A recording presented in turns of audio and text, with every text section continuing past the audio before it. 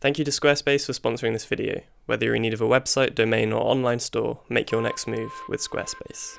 My name's Rosie Matheson. I'm a photographer based between Brighton and London. I shoot predominantly on film on a medium format camera, capturing portraits and examining the emotional connection between people and places. I've been surrounded by photography from a young age.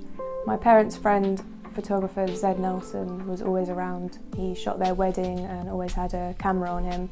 So therefore, I don't know, I was always surrounded by it, and the natural thing was to do it myself and get involved as well. So we've got sort of hundreds of photos from when I was a young child, like just pictures of the garden and my bedroom and just, I don't know, looking at composition from quite a young age.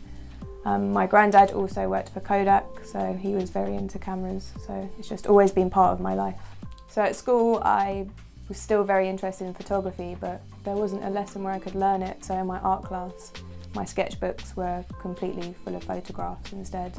And so then for me, when I went on to study A-levels, photography was my first option, and during that time is when I learned to use the darkroom and shoot black and white film. And for me the darkroom was very therapeutic. I was quite a shy kid, so having that chance to just be in a darkroom and just bring something to life that I cared about and loved was like my favourite thing I was doing at school, and naturally what I wanted to progress with. So I picked portraiture as a focus. I mean, my first shoot when I was 17 was with a rapper called Reggie Snow. From that experience, for me, it was having a camera allowed me to go into these places and meet these people where I would never have been able to do it before. And especially as I was very introverted, I would never have been able to get close to these people or strike up a conversation with them. And having the camera allowed me to get very involved in their lives and up close and personal. And I think from shooting that and it going into a magazine, I became addicted and I wanted to do the next one, so I got into music photography, shot a lot of backstage stuff and portraits, and yeah, I was just hooked. It was just, you get to meet all these people, and from meeting one it led to another and another, and from every shoot my confidence would grow and I would, learn how to talk to people a little bit more. And so it was not only developing my photography skills, but developing who I am as a person. When I cast subjects to shoot, I use Instagram a lot of the time and spend hours searching through people I know, their friends and friends of their friends. But I also like to street cast. You can find some really interesting people. One time I was in the library in Brighton just to get away from the rain to do some work, and there was a guy sat in there who was just extremely striking, and me and my assistant walked over to him, asked to take his photo, and then he became a key subject in my project Boys and also got signed as a model within 2 weeks. So I find subjects kind of everywhere. Wherever I go, I'm always on the lookout, whether it be on the train, on a bus, or on Instagram. That's a very accessible place. Usually when meeting someone for the first time who I want to take their photo, I'll just introduce myself, just to explain what I do. Usually show them the camera, because it's always, sparks a bit of intrigue. A lot of people haven't seen a big old medium format camera before, so that I always get them to look through it, and I talk to them about projects I've done, maybe show them a couple photos on my phone and just say I like their look and I'd love to take their photograph, and of course I'll send it over. Most of the time it works out. I think it's a very daunting thing to go up to a stranger and ask to take their photo because you're scared of that rejection, but even if you get rejected, you're still back in the same place you started. It's not that much of a problem, and the more you do it, the more you realise people usually, they kind of take it as a compliment that they want their photo taken, and it's a nice exchange most of the time. So yeah, usually when I meet someone to take their photo, I just chat to them. I like to ask them questions about what they do, how they feel, where they live. I try and find some sort of connection, so if they live in the same city as me, how close do they live to me, or what school did they go to, or who they know. There's always something, or it could be a t-shirt they're wearing.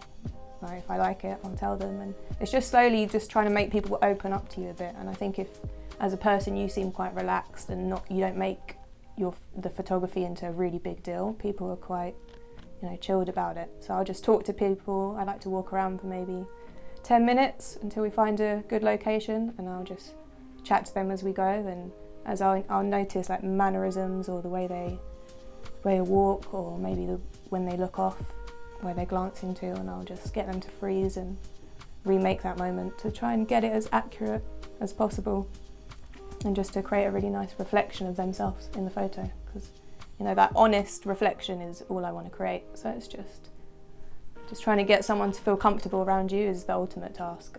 I've got a kind of a strange technique where I like to count down 3, 2, 1, and I'll usually take the photograph on 2, just because I feel like it's kind of when the person relaxes or they're kind of getting prepared to do whatever they were going to do on 1. And a lot of the time it can be a little posed, and I feel like that middle point where they know it's coming but it hasn't come yet is when you really get who someone is. What makes a great photo is light, and especially for me, natural lighting. And with film, that's what you have to get accurate, and if you don't, then that's what you have to learn each time, how to get it, how to use the light, looking around you, how it can make the photo basically. And film's for me the best way you can do that. And I also love that it's, you can't see it instantly. Everything is so instant now, and for you to just slow down and really make it about talking to your subject and capturing your subject is quite important ultimately, and that's what happens with film. You can go on a lot of shoots, like big shoots, and there'll be a crew of maybe 15, 20 people, and if you're shooting on digital, it turns into more of how they want the pictures to look and how they feel it should look when they're reviewing the screen and telling you, no, reshoot it like this or frame it like this. Whereas if you turn up with just a few rolls of film and a camera, it's just exactly what you're seeing and your input only, and as a photographer, that's kind of what you want. You want it to come from your brain and your eyes, and to capture exactly what you want to capture without anyone else's input so much. Since December 2015, I've been shooting a personal project called Boys that examines the softer side of the male experience and the complexities of manhood. I photograph boys from Brighton to Hawaii and all over the world, looking at different stories, how people live their lives, how they present themselves in the everyday, and trying to capture an overall image of the male experience. I think being a girl and an outsider to the idea of the male experience allows me to gain an insight that otherwise I don't think would be captured.